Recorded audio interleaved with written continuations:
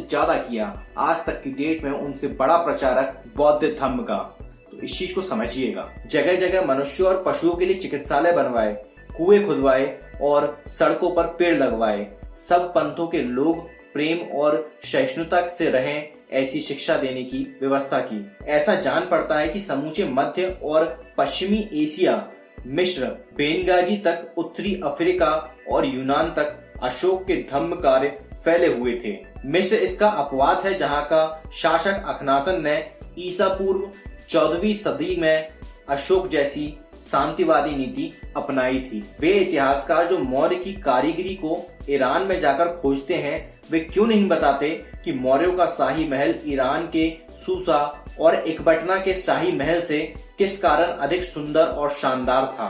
पाटलिपुत्र का शाही महल ईरान के शाही महल से अधिक सुंदर और शानदार था। यह बात न तो भारत और न ईरान के इतिहासकारों ने बताई है, बल्कि यूनान के इतिहासकारों ने बताई है। पक्षपात की कोई गुंजाइश नहीं है। अब अशोककालीन रामपुरवा के इस बैल की मूर्ति को लीजिए। देखिए, पूरा मूर्ति विन्यास सिंधु घाटी के उस कुबड़दार वृषभ से मेल खाता है। तथाकथित कुबड़दार वृषभ से वो एक बैल की आकृति है जो कि सिंधु घाटी सभ्यता में मिलती है और उसकी झलक हमें सम्राट अशोक के शासनकाल में भी देखने को मिलती है। दोनों की इमेज लगा दी, आप देख लीजिए ध्यान से।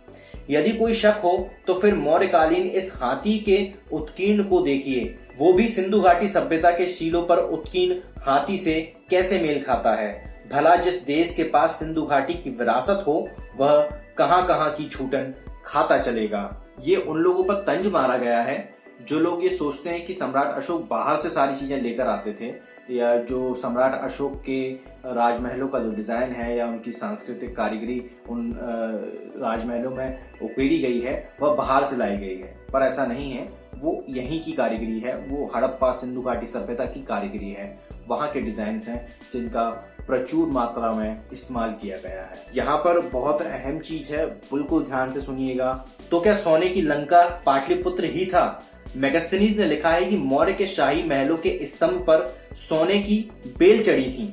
चांदी के पक्षियों को उन पर सजाया गया था। सोने चांदी से शाही महल सुसज्जित था। लंका भी सोने का था। मौर्य के शाही महल को जलाए जाने का प्रमाण है। सोने चांदी से सुसज्जित होने के भी प्रमाण है। लंका को भी जलाए जाने का वर्णन है। सोने का होने का भी वर्णन है। लंका में अशोक वाटिका थी। पाटलिपुत्र में अशोकाराम था, जिसमें बौद्ध संगति हुई थी। राहुल संकृत्यायन ने लिखा है कि मौर्य वंश के 10 राजे ही रावण के 10 सिर के प्रतीक हैं। तो क्या सोने की लंका पाटलिपुत्र ही था? ये सवाल पूछ रहे हैं और अपने तरफ से तर्क भी दे रहे हैं कि किस तरह से जो सोने की लंका का जिस तरह का वर्णन मिलता है, बिल्कुल वैसा ही कुछ पाटलिपुत्र में जो सम्राट अशोक की राजधानी थी वहां का जो महल था बिल्कुल वैसा था। और जो रावण के 10 सर की बात की जाती है वो कोई और न होते हुए मौर्य वंश के ही 10 राजा थे। इतिहास गवाह है कि पाटलिपुत्र में चैत्य काफी थे। वाल्मीकि के हनुमान लंका जाकर चैत्य ही जलाते हैं और अशोक वाटिका उजाड़ते हैं। वाल्मीकि ने लंका के संदर्भ में चैत्य शब्द का प्रयोग किया है।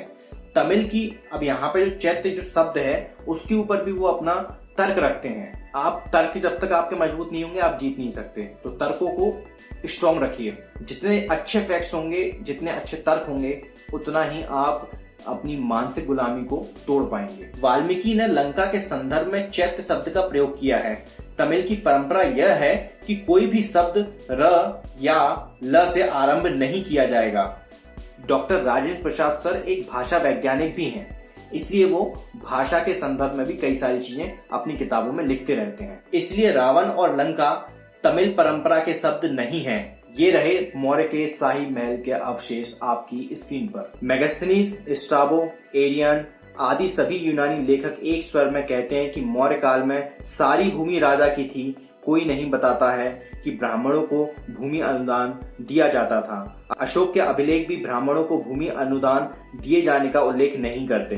भारत में ब्राह्मणों को भूमि अनुदान दिए जाने का प्रथम साक्ष्य तो प्रथम सदी के आसपास सतवाहन के समय का मिलता है। तो कौटिल्य जी महाराज बताइए कि मौर्य काल में आप ब्राह्मणों को भूमि अनुदान बतौर ब्रह्मदेव कैसे बांट रहे थे? ये एक तंज है। बहुत सारी जगह जो सम्राट अशोक के जो स्तंभ थे उनका भी रूपांतरण किया गया है। भुवनेश्वर के भास्करेश्वर मंदिर का शिवलिंग सम्राट अशोक के स्तंभ का रूपांतरण है। जो एक आरोप लगाया जाता है कि मौर्य वंश का जो पतन हुआ था वो बौद्ध की नीति अपनाने की वजह से हुआ था, तो उस पर भी डॉक्टर राजेंद्र प्रसाद सर अपने तर्क लिखते हैं। मौर्य वंश का सबसे बड़ा राजा कौन था? किसका राज्य समृद्ध था? सम्राट अशोक। किस मौर्य राजा ने सबसे लंबा शासन किया? सम्राट अशोक। किसका राज्य सबसे विशाल था? सम्राट अशोक। वही अशोक का।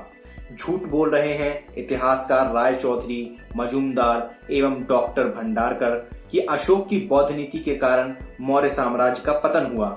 मौर्य साम्राज्य का पतन बौद्ध नीति को अपनाने से नहीं, त्यागने से हुआ था। आप अगर इतिहास को पढ़ेंगे और जो मौर्य वंश के 10 राजा रहे हैं उनकी नीतियों को अगर आप समझने की कोशिश करेंगे तो सबसे ज्यादा बुद्ध की जो नीतियां हैं वो सम्राट अशोक ने लागू की, और उसके बाद जितने भी राजा हुए वो धीरे धीरे करके बौद्ध की नीतियों से हटने लगे, और यही कारण बताते हैं डॉक्टर राजेंद्र प्रसाद सर मौर्य वंश के पतन होने के। फिर आगे लिखते हैं, यदि मौर्य साम्राज्य का पतन बौद्ध नीति के कारण हुआ होता तो अशोक के समय ही इसका पतन हो जाना चाहिए था, मगर उसका उल्टा हुआ। अशोक के समय में ही मौर्य साम्राज्य सबसे अधिक फला फूला, विस्तृत हुआ, समृद्ध हुआ। सम्राट अशोक के नाम के साथ किस तरह कुटिल राजनीति की गई, इस पर डॉक्टर राजेंद्र प्रसाद सर लिखते हैं, सम्राट अशोक के शिलालेख पर सभी इतिहासकारों ने देवानामपीय राजा पढ़ा है। कहाँ अशोक ने लिखवाया है देवानामपीय राजा? अशोक ने लिखवाया है देवानमपीय राजा। आपने न में आकार क्यों जोड़ लिया? सभी इतिहासकार पाली रूप को संस्कृत रूप में बदलने के दोषी हैं। मौर्य शब्द की उत्पत्ति के बारे में कुछ चीजें डॉक्टर राजेंद्र प्रसाद सर लिखते हैं। झूठ है कि मौर्यों की उत्पत्ति किसी मुरा नामक दासी से हुई थी। मौर्य का संस्कृत रूप मौर्य है। पाली, प्राकृत और संस्कृत किसी भी भाषा के व्याकरण के अनुसार मुरा से मौर्य शब्द नहीं बनेगा।